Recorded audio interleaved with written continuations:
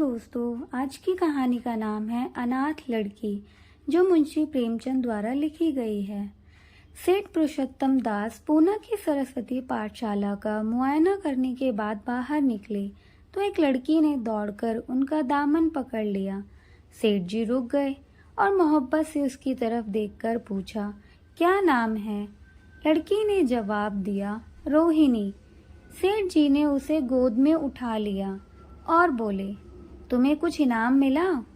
लड़की ने उनकी तरफ बच्चों जैसी गंभीरता से देखकर कहा, तुम चले जाते हो, मुझे रोना आता है, मुझे भी साथ लेते चलो। सेठ जी ने हंसकर कहा, मुझे बड़ी दूर जाना है, तुम कैसे चलोगी? रोहिणी ने प्यार से उनके गर्दन में हाथ डाल दिए और बोली, जहाँ तुम जाओगे वहीं मैं भी चलूंगी, मैं तुम्हारी बेटी हूँ ना। मदरसे के अफसर ने आगे बढ़कर कहा, इसका बाप साल भर पहले नहीं रहा, माँ कपड़े सीती है, बड़ी मुश्किल से गुजारा होता है।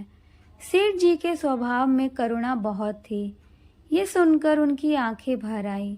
उस भोली प्रार्थना में वह दर्द था जो पत्थर से दिल को पिघला सकता है।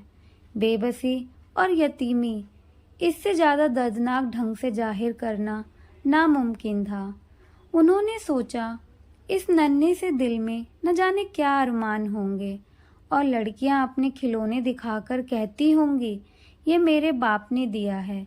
वह अपने बाप के साथ मदरसे आती होंगी, उनके साथ मेलों में जाती होंगी और उनकी दिलचस्पियों का जिक्र करती होंगी।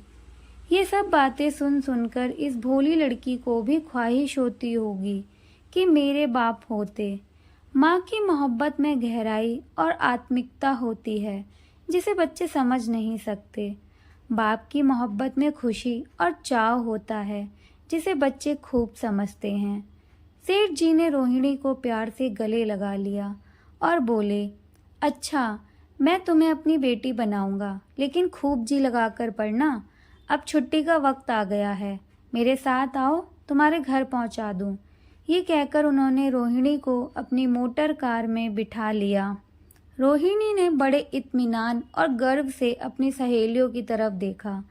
उसकी बड़ी बड़ी आंखें खुशी से चमक रही थी और चेहरा चांदनी रात की तरह खिला हुआ था। सेठ ने रोहिणी को बाजार की खूब सैर कराई और कुछ उसकी पसंद से, कुछ अपनी पसंद से बहुत सी चीजें खरीदी। यहाँ तक कि रोहिणी बातें करते करते कुछ थक सी गई और खामोश हो गई।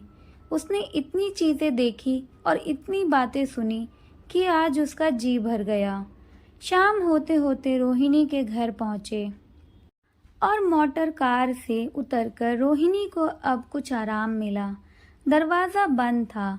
उसकी माँ किसी ग्राहक के घर कपड़े देने गई थी। रोहिणी ने अपने तोहफों को उलटना पुलटना शुरू किया। खूबसूरत रबड़ की खिलौने, चीनी की गुड़िया दबाने से चू चू करने लगती। रोहिणी ये प्यारा संगीत सुनकर फूली न समाती थी। रेशमी कपड़े और रंग बिरंगी साड़ियों की कई बंडल थे, लेकिन मखमली बूटे की गुलकारियों ने उसे खूब लुभाया था। उसे उन चीज़ों के पाने की जितनी खुशी थी, उससे ज़्यादा उन्हें अपनी सहेलियों को दिखाने की बेचैनी थी। सुंदरी के जूते अच्छे सही, लेकिन उनमें ऐसे फूल कहाँ हैं? ऐसी गुड़िया उसने कभी देखी भी ना होगी। इन ख्यालों से उसके दिल में उमंग भर आई और वह अपनी मोहिनी आवाज में एक गीत गाने लगी। सेठ जी दरवाजे पर खड़े इस पवित्र दृश्य का हार्दिक आनंद उठा रहे थे। इतने में रोहिणी की माँ रुक्मणी कपड़ों की एक पोटली लिए हुए आती दिखाई दी। रोहिणी ने खुशी से पागल होकर एक छलांग भरी और उसके पैरों से लिपट गई।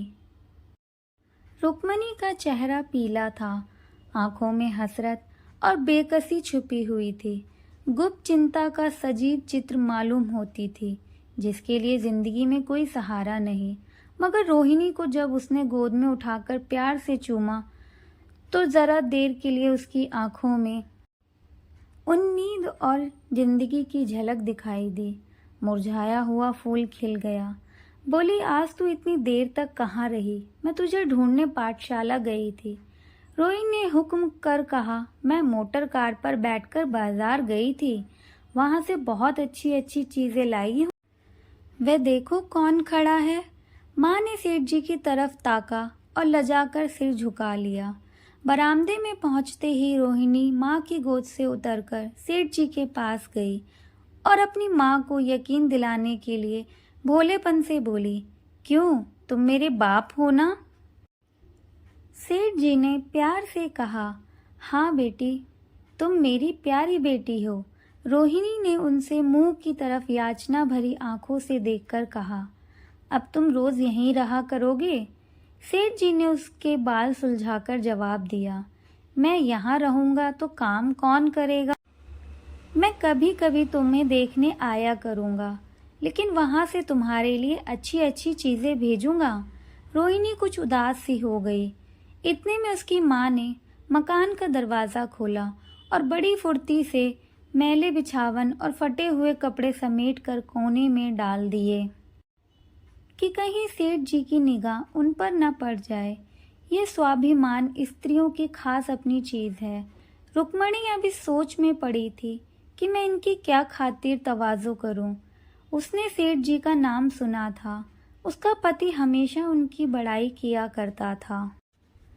वह उनकी दया और उदारता की चर्चाएं अनेकों बार सुन चुकी थी। वह उन्हें अपने मन का देवता समझा करती थी।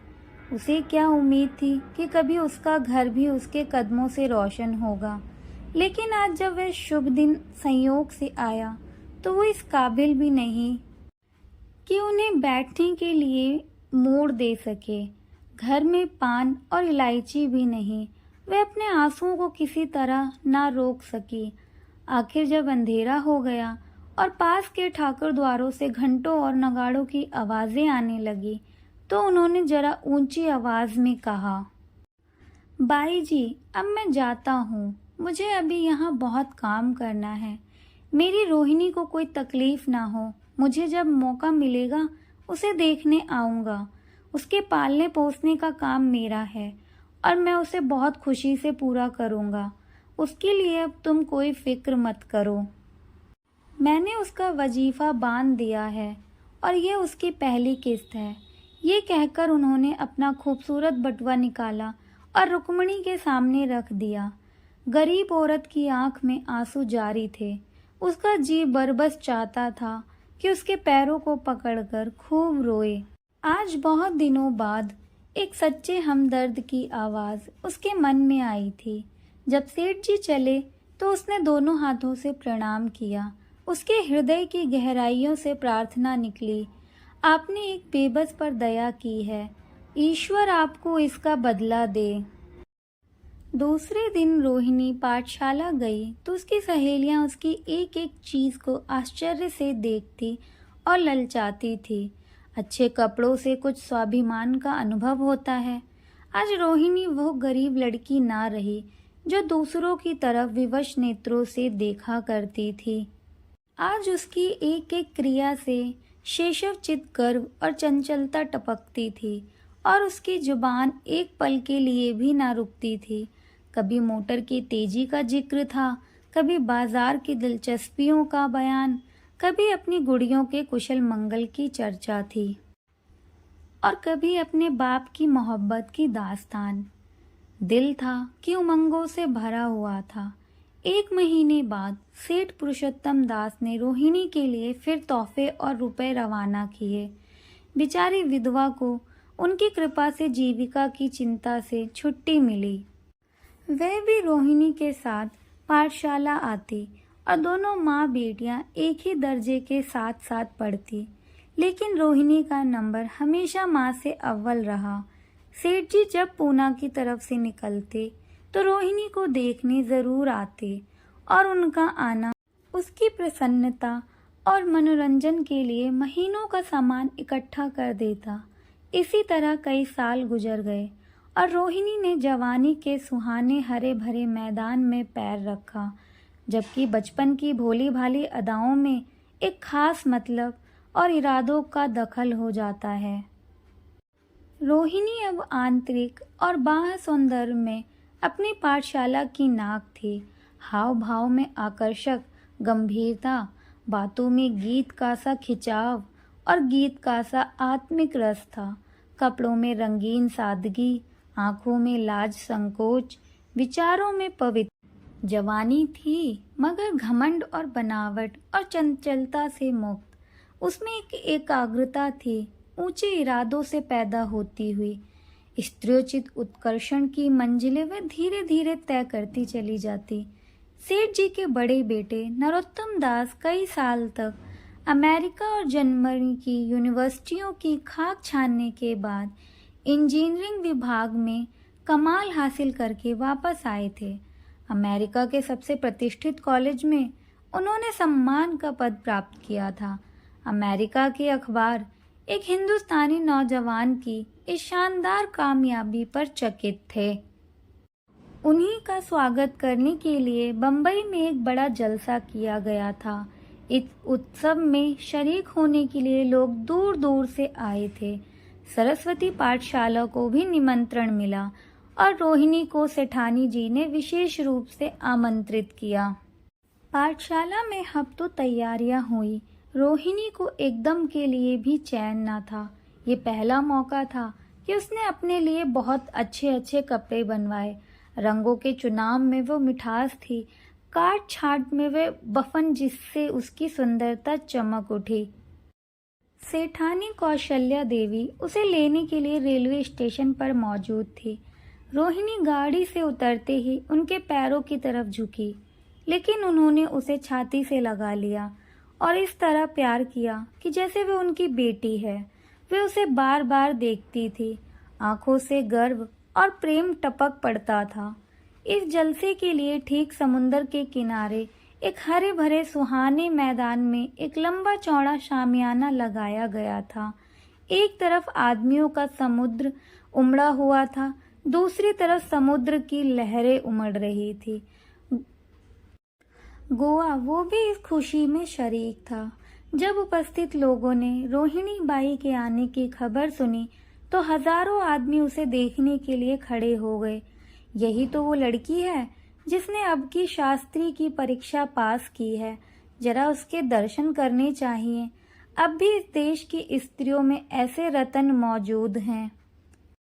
भोले भाले देश प्रेमियों में इस तरह की बातें होने लगी।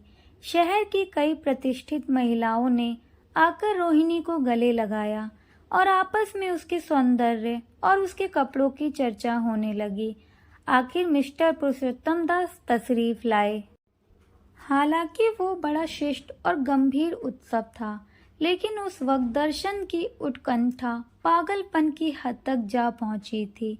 एक भगदड़ सी मच गई। कुर्सियों की कतारें गड़बड़ हो गईं। कोई कुर्सी पर खड़ा हुआ, कोई उसके हत्थों पर। कुछ मनचले लोगों ने शामियाने की रस्सियां पकड़ी और उन पर जा लटके। कई मिनट तक यही तूफान मचा रहा। कहीं कुर्सियां टूटी, कहीं कुर्सियां उल्टी। कोई किसी के ऊपर गिरा, कोई नीचे। ज्यादा तेज लोगों में ढोल धप्पा होने लगा। तब्बीन की सुहानी आवाजें आने लगी। रोहिणी ने अपनी मंडली के साथ देश प्रेम में डूबा हुआ गीत शुरू किया।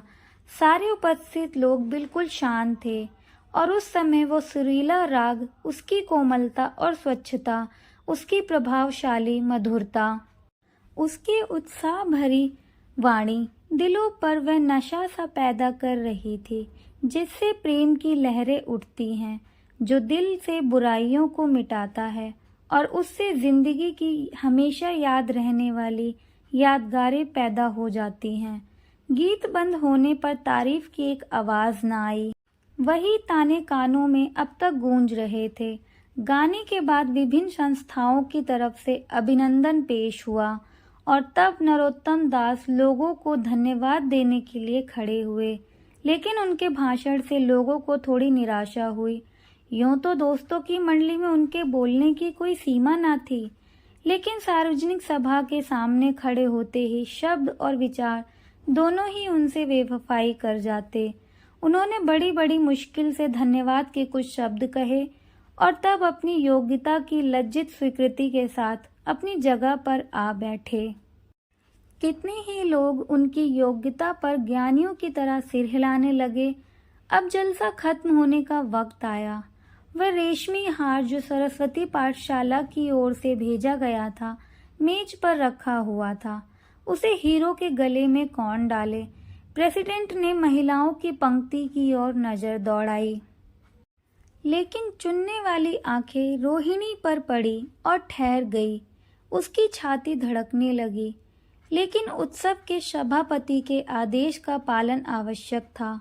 वह सर झुकाए हुए मेज के पास आई और कांपते हाथों से हार को उठा लिया। एक क्षण के लिए दोनों की आंखें मिली और रोहिणी ने नरोत्तम दास के गले में हार डाल दिया। दूसरे दिन सरस्वती पाठशाला के मेहमान विदा हुए, लेकिन कौशल्या देवी ने रोहिणी को ना जाने दिया। बोली, अभी तुम्हें देखने से जी नहीं भरा, तुम्हें यहाँ एक हफ्ता रहना होगा। आखिर मैं भी तो तुम्हारी माँ हूँ। एक माँ से इतना प्यार और दूसरी माँ से इतना अलगाव। रोहिणी कुछ जवाब ना दे सकी। ये सारा हफ्ता कौशल्या देवी ने उसकी विदाई की तैयारियों में खर्च किया। 7वें दिन उसे विदा करने के लिए स्टेशन तक आई। चलते वक्त उससे गले मिली और बहुत कोशिश करने पर भी आंसुओं को ना रोक सकी। नरोत्तम दास भी आए थे। उनका चेहरा उदास था। कौशल्या ने उनकी तरफ सहानुभूतिपूर्ण आंखों से देखकर कहा, मुझे ये तो ख्याल ही ना रहा। रोहिणी क्या यहाँ से पुणे तक अकेले जाएगी? क्या हर्ज है? तुम ही चले जाओ, शाम की गाड़ी से लौट आना। नरोत्तम दास के चेहरे पर खुशी की लहर दौड़ गई, जो इन शब्दों में न छिप सकी। अच्छा, मैं ही चला जाऊंगा। वे इस फिक्र में थे कि देखें विदाई की बातचीत का मौका भी मिलता है या नहीं। अब वे खूब जी भरकर अपने दर्द दिल सुनाएंगे और मुमकिन हुआ तो उस लाज संकोच को जो उदासीनता के पर्दे में छिपी हुई है मिटा देंगे। रुक्मणी को अब रोहिणी की शादी की फिक्र पैदा हुई। पड़ोस की औरतों में इसकी चर्चा होने लगी थी। लड़की इतनी सयानी हो गई है, अब क्या बुढ़ापे में ब्याह होगा? कई जगह से बात आई। उनमें से कुछ बड़े प्रतिष्ठित घराने के लोग थे, लेकिन जब रुक्मणी उन पैमानों को सेठ जी के पास भेजती तो वो यही जवाब देते कि मैं खुद फिक्र में हूँ। रुक्मणी को उनकी ये टाल मटोल बुरी मालूम होती थी। रोहिणी को बम्बई से लौटे महीना भर हो चुका था। एक दिन वह पाठशाला से लौटी तो उसे अम्मा की चारपाई पर एक खत पड़ा हुआ मिला। रोहिणी पढ़ने लगी। लिखा था, बहन, जब से मैंने तुम्हारी लड़की को बम्बई में देखा है, मैं उस पर रीझ गई हूँ। अब उसके बगैर मुझे चैन नहीं है। क्या मेरा ऐसा भाग्य होगा कि वो मेरी बहू बन सके? मैं गरीब हूँ, लेकिन मैंने सेठ जी को राजी कर लिया है। तुम भी मेरी ये विनती कबूल करो। मैं तुम्हारी लड़की को चाहे फूलों की सेज पर ना सुला सकूं, लेकिन इस घर का एक एक आदमी उसे आंखों की पुतली बनाकर रखेगा। अब रहा लड़का, माँ के मुंह से लड़के का बखान कुछ अच्छा मालूम नहीं होता, लेकिन ये कह सकती हूँ कि परमात्मा ने ये जोड़ी अपने हाथों से बनाई है। सूरत में, स्वभाव में, विद्या में, हर दृष्टि से वो रोहिणी के योग्य है। तुम जैसे चाहो अपना इत्मीनान से जवाब दे सकती हो। जवाब जल्द देना, और ज़्यादा क्या लिखूं। नीचे थोड़े से शब्दों में सेठ जी ने उस पैगाम की सिफारिश की थी। रोहिणी गालों पर हाथ रखकर सोचने लगी। नरोत्तम दास की तस्वीर उसकी आंखों के सामने आ खड़ी हुई। उनकी वे प्रेम की बातें, जिनका सिलसिला बम्बई से पूना तक नहीं टूटा था, कानों में गूंजने लगी। उसने एक ठंडी सांस ली और उदास होकर चारपाई पर लेट गई। सरस्वती पाठशाला में एक बार फिर सजावट और सफाई के दृश्य दिखाई दे रहे थे। आज रोहिणी की शादी का शुभ दिन है। शाम का वक्त, वसंत का सुहाना मौसम। पाठशाला के दरो दीवार मुस्कुरा रहे हैं और हरा भरा बगीचा फूलों नहीं समाता। चंद्रमा अपनी बारात लेकर पूरब की तरफ से निकला। उसी वक्त मंगल चारण का सुहाना राग उस रूपहली चांदनी और हल्की हल्की हवा के झोंकों में लहर मारने लगा। दूल्हा आया। उसे देखते ही लोग हैरत में आ गए। ये तो नरोत्तम दास थे। दूल्हा मंडप के नीचे गया। रोहिणी की माँ अपने आप को रोक न सकी और जाकर सेठ जी के पैरों में गिर पड़ी। रोहिणी की आंखों में प्रेम और आनंद के आंसू बहने लगे। मंडप के नीचे हवन कुंड बना हुआ था। हवन शुरू हुआ। खुशबू की लपेटें हवा में उठी और सारा मैदान महक गया। लोगों के दिलो दिमाग में ताजगी की उमंग पैदा हुई। फिर संस्कार की बारी आई। दूल्हा और दुल्हन आपस में हमदर्दी, जिम्मेदारी और वफादारी के पवित्र शब्द अपनी जुबानों से कहने लगे। विवाह की वह मुबारक जंजीर गले में पड़ी जिसमें वजन है, शक्ति है, पाबंदियां हैं, लेकिन वजन के साथ सुख और पाबंदियों के साथ विश्वास है। दोनों दिलों में उस वक्त एक नई बलवान आत्मिक शक्ति की अनुभूति कर रहे थे। जब शादी की रस्में खत्म हुई तो नाच गाने की मजलिस का दौर आया। मोहक गीत गूंजने लगे। सेठ जी थककर चूर हो गए थे। जरा दम लेने के लिए बगीचे में जाकर एक बेंच पर बैठ गए। ठंडी ठंडी हवा आ रही थी। एक नशा सा पैदा करने वाली शांति चारों तरफ छाई हुई थी। उसी वक्त रोहिणी उनके पास आई और उनके पैरों से लिपट गई। सेठ जी ने उसे उठाकर गले से लगाया और हंसकर बोले, क्यों, अब तो तुम मेरी बेटी बन गई ना। इसी के साथ आज की खूबसूरत कहानी खत्म होती है। Thank you for watching.